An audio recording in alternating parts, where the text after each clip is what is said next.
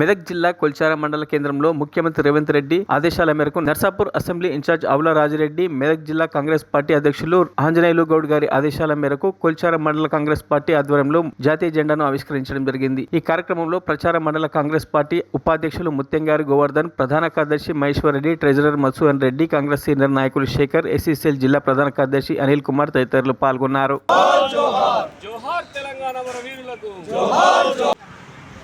June 2 సందర్భంగా తెలంగాణ ఆవిర్భావ దినోత్సవం సందర్భంగా మొట్టమొదటిసారిగా కాంగ్రెస్ పార్టీ అధికారంలోకి వచ్చిన తర్వాత ఇది తెలంగాణ ఆవిర్భావ దినోత్సవం కాబట్టి అక్కడ మన ముఖ్యమంత్రి రేవంత్ రెడ్డి గారు, జిల్లా యంత్రాంగం అందరూ కూడా కాంగ్రెస్ పార్టీ ఆధ్వర్యంలో ఆవిర్భావ వేడుకలు ఘనంగా నిర్వహించుకోవాలని సూచన చేయడం జరిగింది.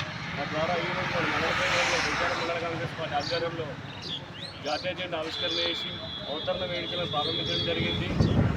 ఏదైతే 6 గ్యారెంటీల్లో 5 గ్యారెంటీలు అమలైనాయి. మొత్తం మీద అమలు పడిన తర్వాత ఏదైతే కాంగ్రెస్ మేనిఫెస్టోలో పెట్టిన హామీలన్నీ అమలు కాబోతున్నాయి.